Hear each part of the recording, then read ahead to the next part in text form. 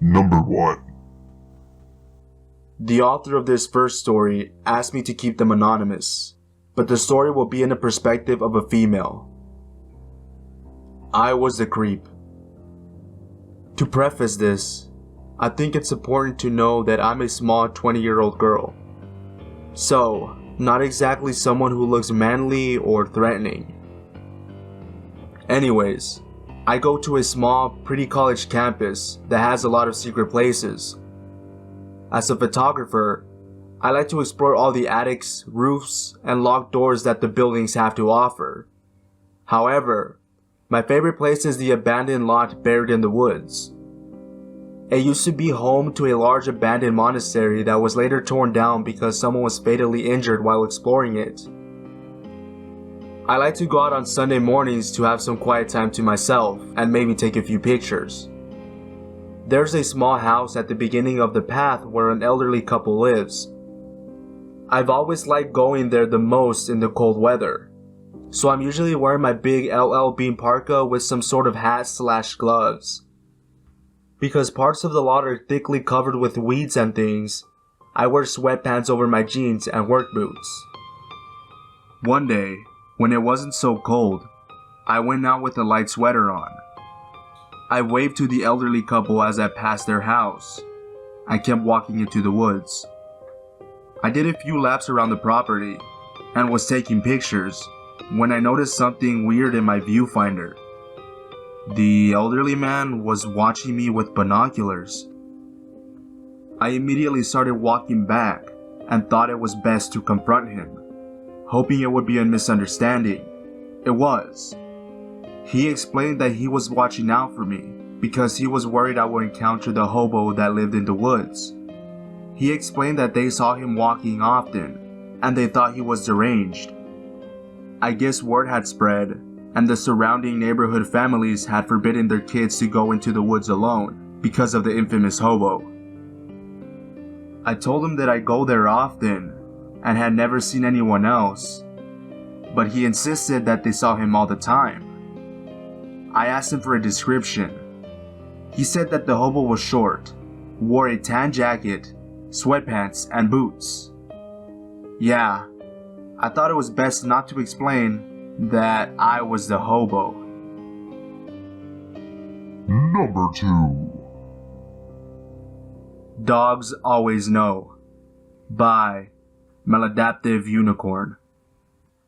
A few years ago, I lived near a large expanse of national forest that was riddled with small winding trails and a larger set of roads that was set up by a forestry. It was about a half-a-mile walk from my house over to the red roads, as I like to call it, a relatively well-kept lava rock pathway. Regardless of the season, even in the beginnings of a snowstorm, I still spend at least an hour a day out there. When I got a puppy, I easily integrated him into my walks. Whippets love following a bike or hitting up a hiking trail, sun, rain, or snow. He will follow me soundlessly, generally on a leash while near the houses, then off the leash when I go deep into the woods. He was like my shadow, and though he would occasionally bound ahead, he would stop and turn back to look at me when he got a bit too far ahead. One day, I was out later in the day. The sun was starting to set, and it had grown chilly, to the point I had to put a coat on the dog from out of my pack, and decided to cut my trip short. As I was nearing civilization, I called my dog to me and leashed him up, thinking I may have heard a car. We rounded the corner, coming out of the copse of trees and into the open ground. I slowed my walk instantly when I see an older black car parked near the entrance where the pavement turns to gravel. People would very occasionally park near the entrance, but for some reason, this car causes me to pause. It's a bright black, with oversized silver rims and a small spoiler on the back. There's a man with a baseball cap leaning against the passenger side window. He's gesturing violently to the people in the car, and he speaks to them in angry tones, although I'm too far away to hear, but it's enough that I instantly decide to steer clear of the group. Unfortunately, there is no way out but on the path that they are parked on. My dog is a little spooked and is pushing against my legs and is looking up at me. It doesn't help settle my nerves. I've seen people park there before, I reason, but I get a distinct impression that they might be dealing something. It's very common where I'm at. I don't want to be caught in the middle, so I skirt along the road as far from the vehicle as I can. Even then, walking on the edge of the trees, they turn to look at me, and their very angry voices cease momentarily. I hear them say something about my dog, but I just keep walking, doing what I can to ignore them. I feel my heart rattling in my chest for some reasons I'm unsure of. Something feels off about them, but I'm unsure.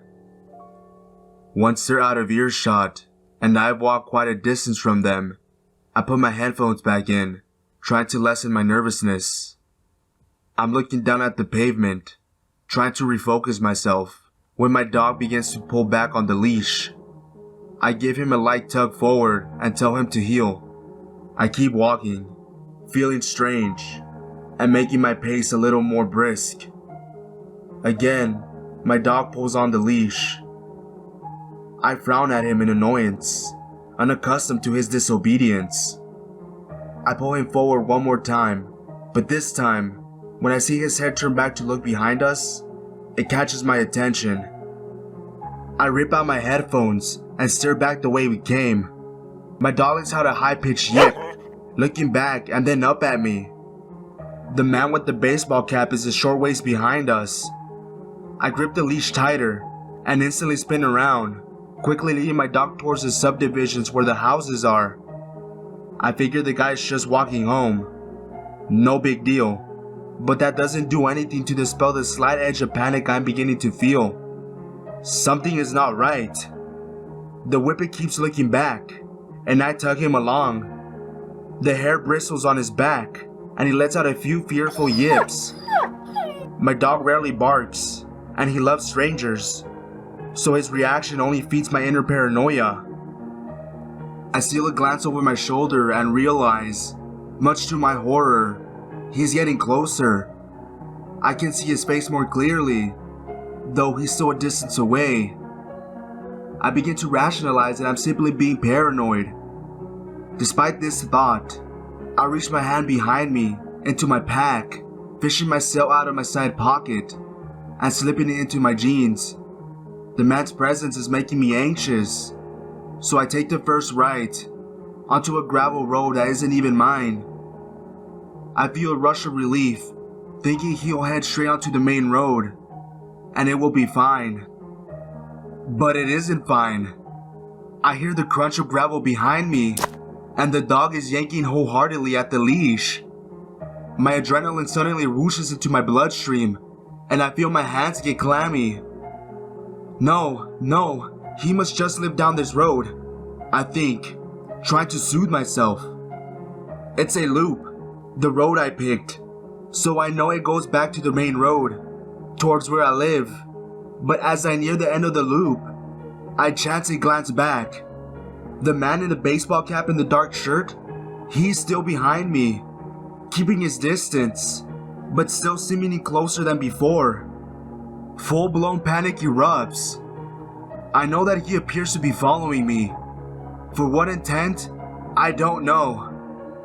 I can try to get to a house, but most of them have fences and gates, and people don't take too well to trespassers. I quickly pull my phone out of my pocket and flip it open, selecting home. It rings several times, making my blood pump erratically. My mom is home, but disabled, and often gets tired and falls asleep. It's about to go to voicemail, but she picks up, sounding groggy. Someone's following me. I blurt out quietly as I can. She instantly asks where I am, and I whisper into the phone, carefully glancing over my shoulder. He is very close, maybe about 15 feet, and my dog is going crazy. She says she'll be right there. I walk as fast as I can without running, and I realize that the man behind me is also walking faster, and instead of increasing the distance between us, it remains the same. The houses are far from the gravel road, so I don't know where to go. I could try to get up to a house and pound on a door, but then I wonder about the black car and if they have something to do with it. What if he calls them and they come too? I'm panicking, but I know my mom isn't far from me, so I start to jog, and my dog is keeping up, but constantly looking back. Suddenly, a large truck comes into view. A huge wave of dust is plummeting behind it. It comes to a rapid halt in front of me, and I look back to see the man in the baseball cap sprinting into a yard to the left, running over someone's lawn, and then disappearing behind a house. My mom is getting out of the truck and comes over to me, saying breathlessly, "Is that him? Is that the guy that was following you?" I nod. There's no sight of him now. He's gone, having fled between the houses and probably out onto a main road. We get into the truck, and my mom is red-faced and panicked, but seems to be slowly calming down. "I don't want you going out anymore," she says, looking over to me. She starts driving us home, but I can't help wondering if that man with the baseball cap will be standing out in the road. When I look back, the gravel path is empty, except for the haze of dust we left behind.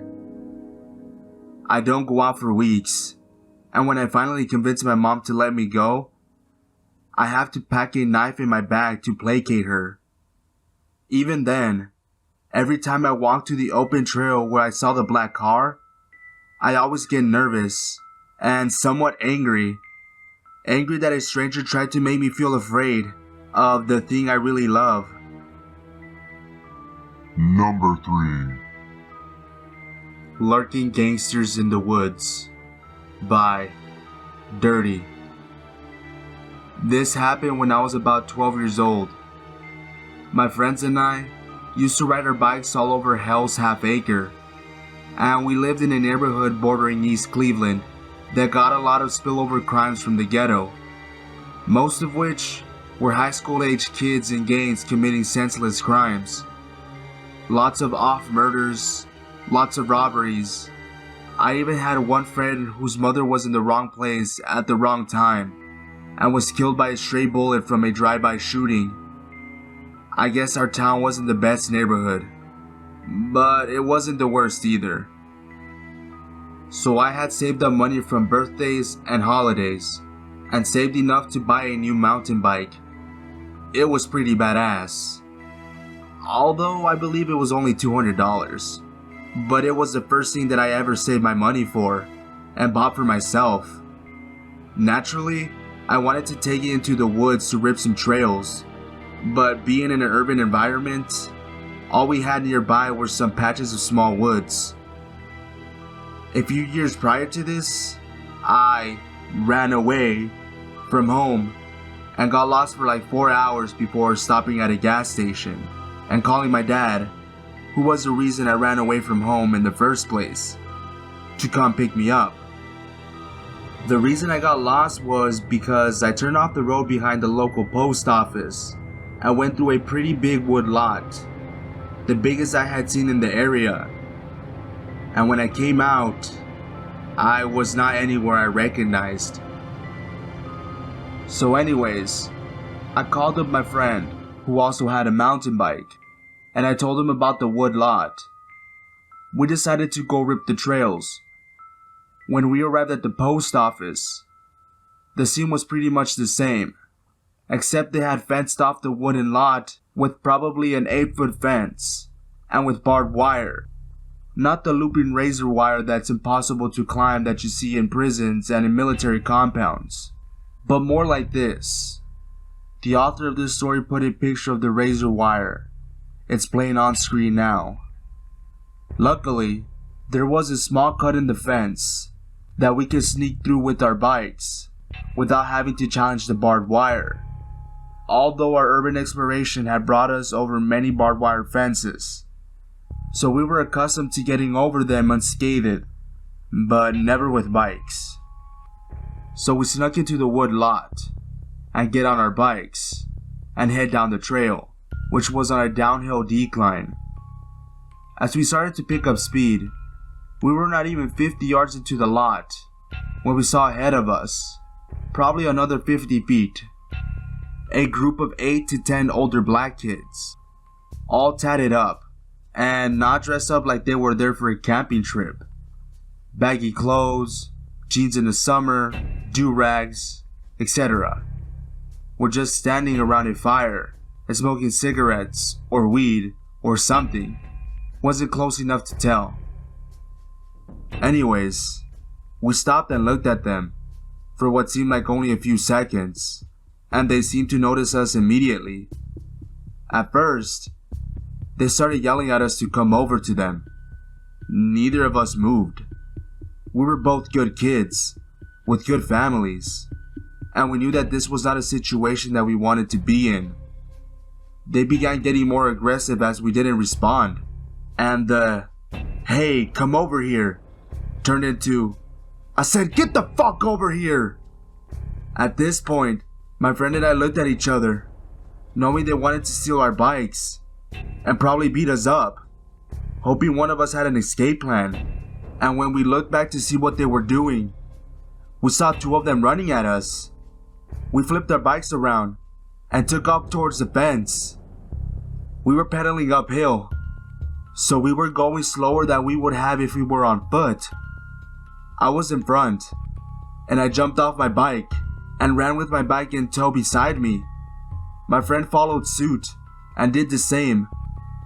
We were covering ground faster on foot, since we were going uphill and couldn't get any momentum on the bikes. We get to the top of the hill and we're greeted by the barbed wire fence. Fuck. Now, I was a pretty strong 12-year-old. I was pretty athletic and had natural strength from growing up as a wrestler.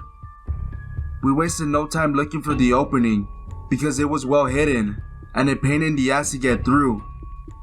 So I just grabbed my bike and threw it over the fence. Yeah, I know, my brand new bike. Then I grabbed my friend's bike and did the same. We scared the barbed wire fence and jumped down from the top and into the parking lot where our bikes laid astrew and hurriedly picked them up. Scaling the barbed wire had bought us some time because the 2 guys behind us were holding the fence open for each other, and one guy got his shirt snagged. We took off as fast as we could, and now we were on smooth pavement and a flat landscape. There was no way we were getting caught by someone on foot. We sped off a mile or so down the road and stopped at the gas station. Scared shitless and gasping for breath, we looked back and saw nobody. We had escaped. Or so we thought. As we sat there in the parking lot of the gas station, recapping what had just taken place, we were getting ready to ride away when our worst nightmare unfolded. An old body-style Grand Marquis pulled up, and in it were 4 of the 8 or 10 guys. I'm not certain where the others were, but 2 of them were unmistakably the guys who were chasing us in the woods, and the others were probably down in the woods, but I didn't recognize them. My relief of escape turned into terror as the car pulled in, and one of the guys jumped out. "Hey, motherfuckers!" We didn't wait around to hear the rest. We hit skates and were cutting away on our bikes before they could respond, pedaling as fast as our legs would take us. They got into their car and followed us through the neighborhood as we cut through backyards, threw our bikes over fences, and cut across streets, and ran for our lives. We eventually found our way into the backyard of someone a couple blocks away from my house that lived on a corner and had a large wooden privacy fence, which we hid behind.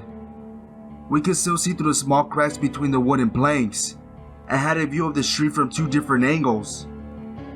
We saw the car pass twice, then nothing, but we didn't want to risk coming out quite yet. What if they were waiting up the street? What if they were waiting down the street? We didn't know what to do. Then, the luckiest thing ever happened. The guy whose yard we were hiding in called the police. We saw the flashing lights to the fence posts and panicked. We thought we were going to be arrested, but the cops weren't concerned with what we were doing as much as they were concerned about who we were hiding from. We recapped the story and they gave us rights to our houses. It was over. The cops never did find who those guys were or what they wanted. I can only imagine that they wanted our bikes, or they just wanted to beat us up for fun, or maybe both. I've moved out of that area about 3 years later, and my friend I was with stayed. He's currently serving jail time for gang-related crime. 14 years later, and as a 26-year-old, 6 foot, 225 pound guy, I still have frequent nightmares, at least once a month, where I am on foot or on my bike riding through my old neighborhood while being chased by gangsters who want to kill me. This was probably the most terrifying experience of my life.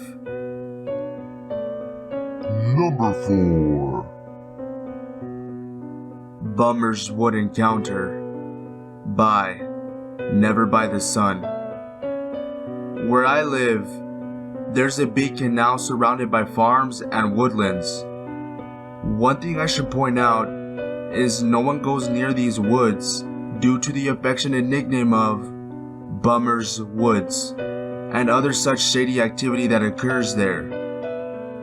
It's always dark in there, and there's never anyone hanging around in there that you'd be interested in knowing. Anyway, one evening, as the sun was starting to set, I was walking past the woods alone to get to the canal, because I'm an idiot. For reference, I'm a 5'2" girl, whose only advantage is that my weight will make it difficult to lift me up to kidnap me. But certainly, I am not a fighter. This car was slowly driving behind me on the road/path to the canal car park, which I thought nothing of since it was probably a dog walker. I changed my mind about the route I was taking and turned around, at which point this car did exactly the same thing and turned to continue going in my direction. At this point, I'm starting to think something a bit weird is going on. It's evening. I'm alone, and there's really no one around this point should anything happen to me. This is when a motorbike appears. At first, I think I'll be able to ask for help should the guy in the car follow me. Nope. Guy on the motorbike pulls up next to the car and starts doing the exact same thing. Every time I turn and walk a different way, and I'm basically trapped at this point, so I can only walk up and down. The car or the motorbike turn around and starts driving that way. At one point, I even went into the trees on the other side of the path in the hope of climbing over the wall that take me onto the main road. I couldn't get over due to all the weeds and rubbish. At this point, the car again turns around and starts driving very slowly past me. It must have carried on for a very long time. Every time I looked, they were staring straight at me, and every time I moved, one of them moved too, meaning they basically had me surrounded. I decided to basically leg it back the way I came, which would take me onto the main road, near the aforementioned farm. As I turned around to check my surroundings, guess who's behind me? Motor guy has pulled up to the entrance of the woodland path, and is staring straight at me, as if he's contemplating following me.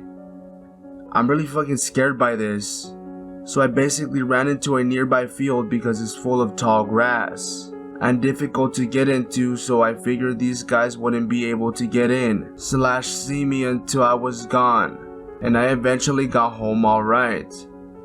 Not one of my brightest ideas though.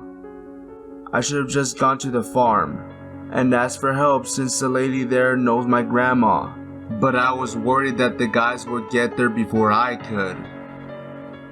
This is not as terrifying as other people's stories, but it definitely scared me. In hindsight, they were probably just meeting up to have sex, and I was cock blocking. It's that kind of place.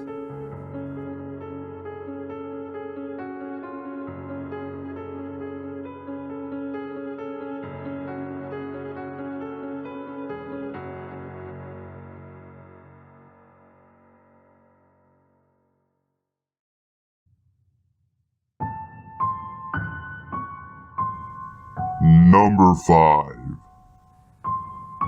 A Bed for the Night by Tufted Wisdom.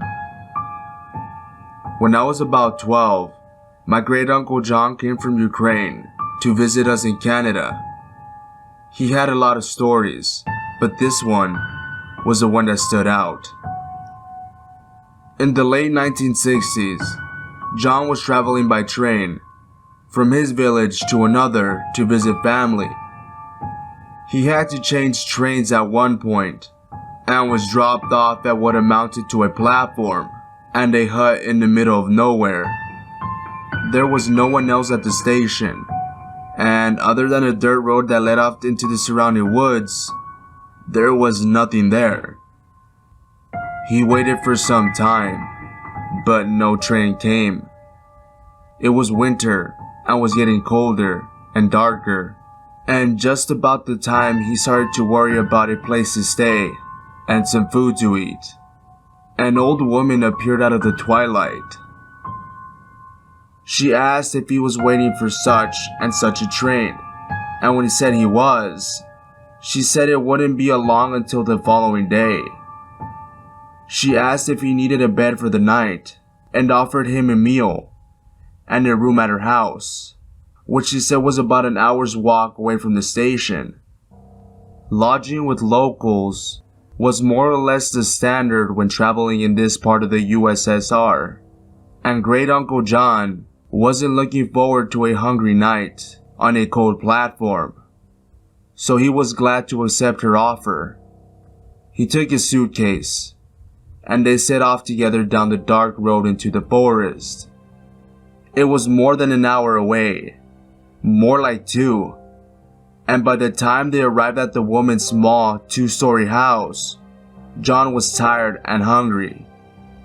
They went inside, and the woman lit some oil lamps and warmed some borscht for them.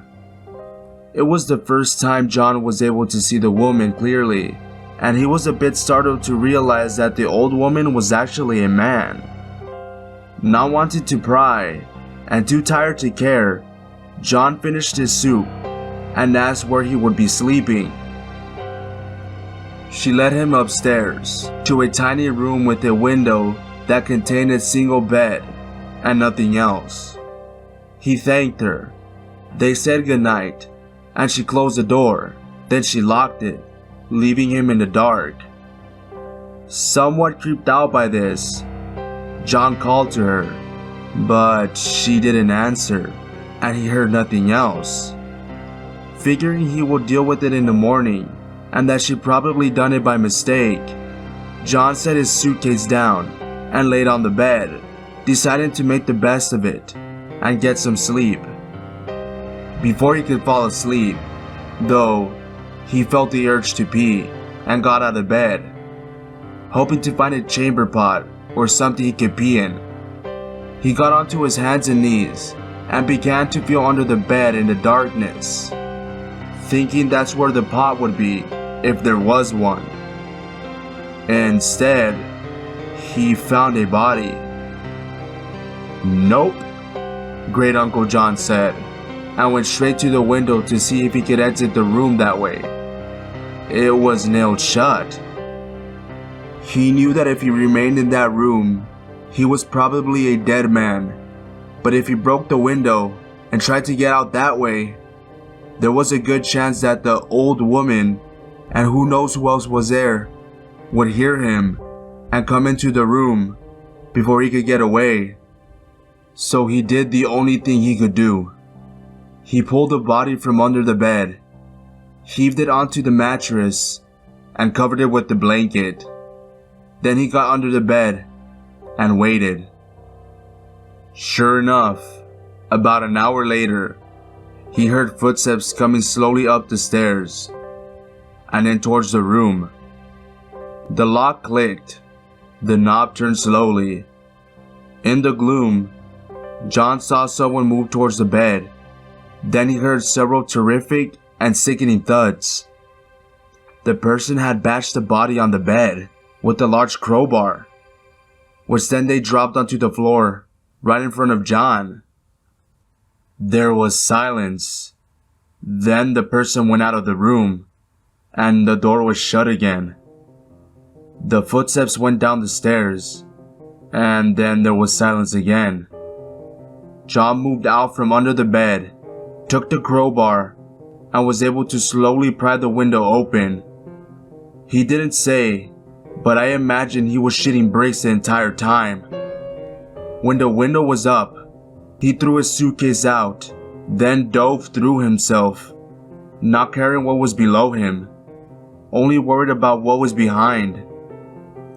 He landed without too much injury and began to run into the field behind the house towards some lights in the far distance.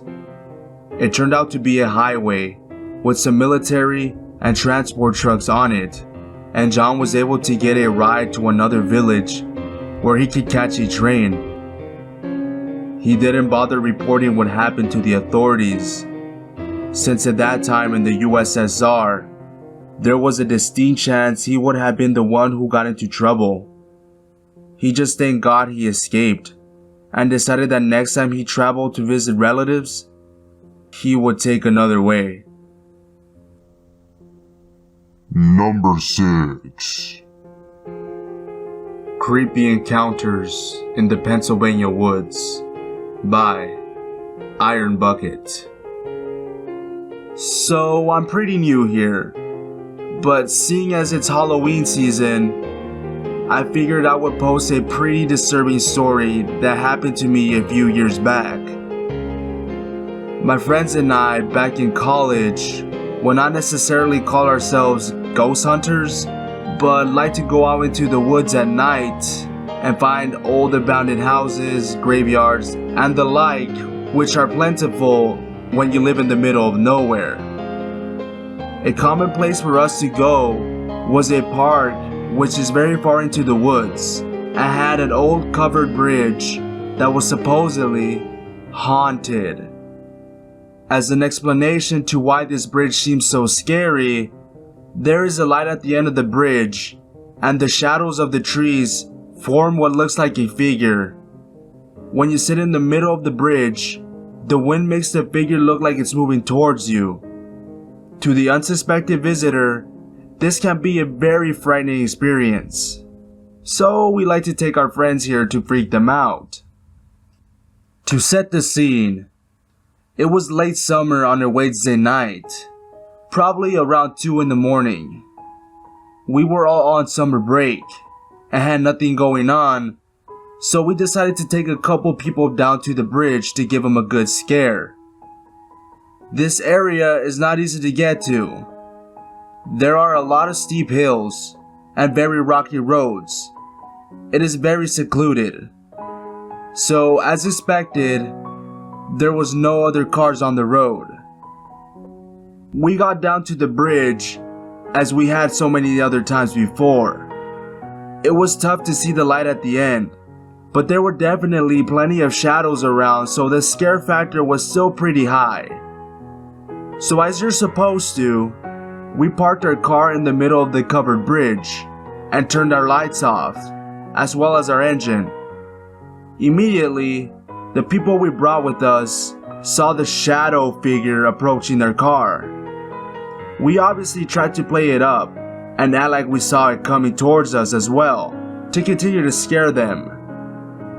But something was wrong this time. The figure looked a lot more lifelike, not like trees swaying in the wind, and didn't feel like an illusion at all. I looked over to my friends and could tell they noticed something was different this time too.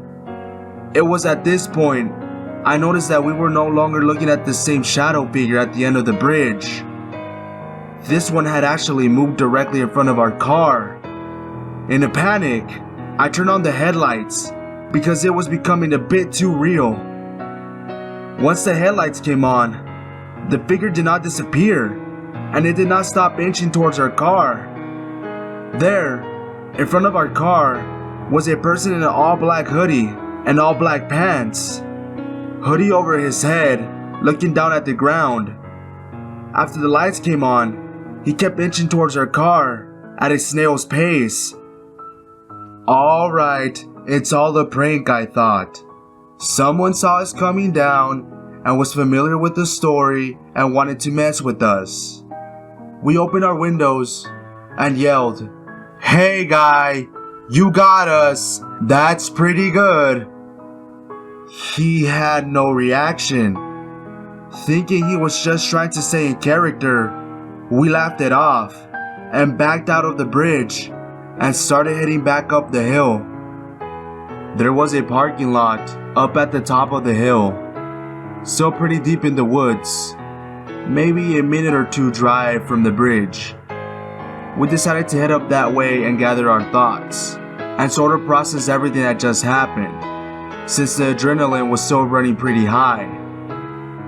We got to the parking lot, which is normally about a quarter full on a busy weekend during midday with hikers, as it is a pretty popular hiking spot in the area. But 2 a.m. on a Wednesday should have this lot totally empty. Upon pulling in, every spot was full. Considering the park closed at dusk, this was a disturbing discovery. We parked in the middle of the lot, trying to figure out what was going on. I grew up just minutes from this area, and the amount of cars in this lot was probably the equivalent of the nearest town's entire population. We sat in the lot for about 5 to 10 minutes, just talking to each other, trying to figure out what was going on, when 2 German shepherds come running down the hill. They stopped at our car briefly and then continued running off into the woods. The girl that we had brought with us had a look of horror on her face and told us that we needed to leave. Confused and still a bit concerned, I agreed and left the area quickly. She put everything together. She said that the cult activity in the area around us was very high. German shepherds are commonly an animal they use for sacrifices. I don't know where she got this information, but all I know is that it's been about 5 years. I never saw her again, and I never went to that bridge at night again.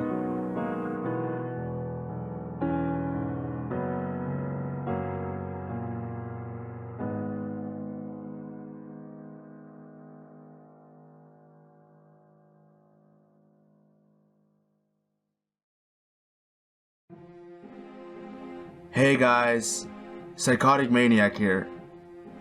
Creeps are lurking everywhere, even in beautiful forests, so keep an eye out for them. If you're going camping, I'm sorry if I scared you, haha. Be safe out there, guys.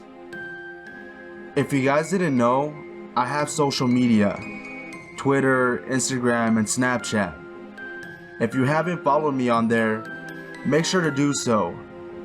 I will be posting special announcements, messages, updates, and many other things on there. So go ahead and follow me on my social media so you don't miss out. I will leave my social media links in the description. If you enjoyed this video, feel free to destroy that like button. If you want to scare your friends and family, then share this video with them. Have you subscribed yet? If you have, then a crisp high 10 to you. If you haven't, what are you waiting for? Join the Psycho Squad already. Thanks for watching. Be safe. And remember, everyone is a tad bit insane.